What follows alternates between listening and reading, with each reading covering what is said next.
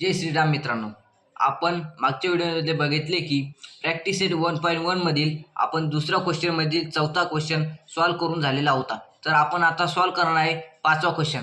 तर पाचवा क्वेश्चन हा आहे की 5x + 2y = -3 हे पहिले इक्वेशन आहे आणि x + 5y = 4 हे दुसरे इक्वेशन आहे। सर आपले हे उदाहरण एलिमिनेशन मेथडने सॉल्व करायचे आहे। ते एलिमिनेशन करताना कोणती सेम टर्म आणि अपोजिट साइन असावी लागते। तर सेम टर्म इथे नाही, तर आपल्याला इक्वेशन नंबर 2 ला 5 ने गुणावे लागेल। तर आपण 5 ने गुणूया। x + 5y = 4 × 5 5 × x 5x + 5 × 5y 25y = 5 × 4 20। तर आपले तिसरे इक्वेशन। तर आपल्याला पहिले इक्वेशन आणि तिसरे इक्वेशन सबट्रॅक्ट करावे लागेल। तर आपल्याला सबट्रॅक्शन करावे लागेल।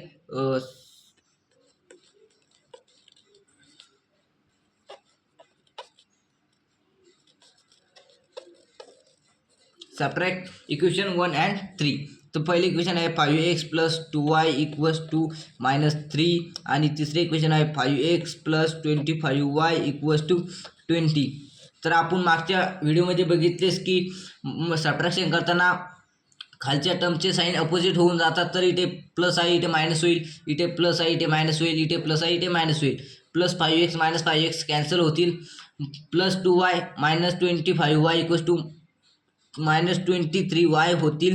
तर -3 - 20 - 23 होतील, हे मायनस मायनस कट होतील। 23 इकडे y ला मल्टिप्लाय आहे, तिकडे 23 ला गेल्यावर डिवाइड होतील। तर y = 23/23। तर y = आपली 1 व्हॅल्यू आलेली आहे।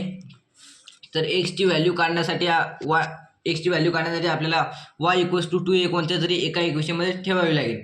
तर आपण ठेवूया इक्वेशन नंबर 1 मध्ये। तर इक्वेशन नंबर 1 आहे put y = 1 in equation 1।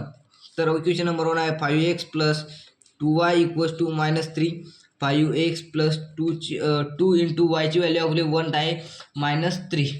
5x + 2 = -3, 2 इकडे प्लस आहे तिकडे गेल्यावर मायनस होतील। तर -3 - 2 5x = -5। तर x इकडे 5 इकडे मल्टिप्लाय आहे, तिकडे गेल्यावर डिवाइड होतील, -5/5 x = -1। तर आपलं उत्तर आलेलं आहे। तर आपण x, y = -1, is the solution of given equation. हा व्हिडिओ आवडला असेल तर लाईक करा, सबस्क्राईब करा आणि शेअर करा।